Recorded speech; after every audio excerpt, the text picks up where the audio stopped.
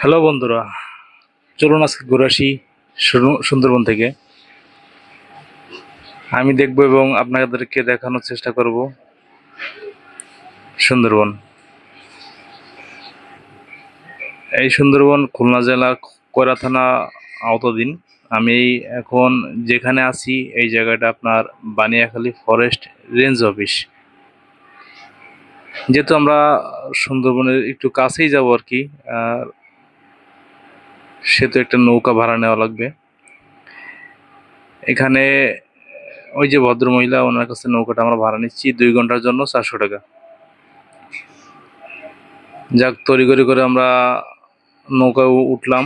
আর অনেক রোদ, যেমন রোদ তেমন গরম। আর এই যে নদীতে আমরা এখন যে নদীতে আছি, এই নদীটা কিন্তু 3 মুখ। একটা হলো আপনার খুলনার দিকে, একটা কয়রার দিকে, আর একটা হলো বাগালের দিকে। যাই হোক, আমরা নৌকা নিলাম, এখন আমার ওঠার পালা। নৌকায় বসা আছে আমার বড় ভাইয়ের মেয়ের জামাই আর মেজো ভাইয়ের মেয়ের জামাই, আর আছে আমার বড় ভাইয়ের ছেলে আর আমি।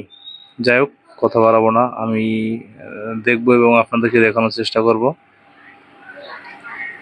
দেখ, আমিও নৌকাতে উঠতেছি। আসলে আমি অনেকদিন পরে নৌকাতে উঠতেছি, তো আর কি ভয় লাগতেছে। আর এই নদী কিন্তু খুবই শান্ত, কিন্তু মাঝে মধ্যে এমনভাবে তার রূপ দেখায় যে খুবই ভয়ঙ্কর। এখন কিন্তু অনেক পানি কম। আর আমরা এখন নৌকা ছাড়ার পালা। অতিরিক্ত গরম আর সেই সাথে অনেক রোদ। যাই হোক, আমরা নৌকাটা ছেড়ে দিলাম। আলহামদুলিল্লাহ, সবাই দোয়া করবেন।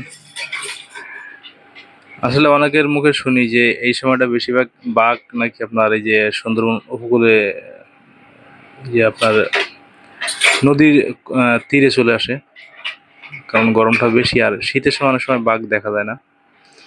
ভাগ্য ভালো হলে হরিণ, বানর দেখা যাবে। আর বিশেষ করে যারা সুন্দরবন ঘুরতে যাবেন, অবশ্যই আপনারা যারা ট্যুরিস্ট, তারা ওই যে আমার ওই যে পিছনে ওখানে কিন্তু ফরেস্ট অফিসাররা থাকেন, ওনাদেরকে বলে ওনাদের অনুমতি নিয়ে একজন ফরেস্ট অফিসার আপনাদের সাথে দিবে।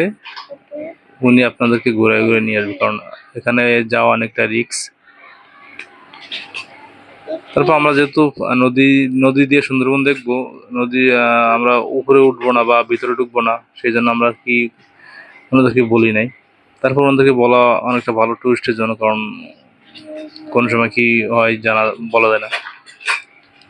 ওই যে সুন্দরবন অনেক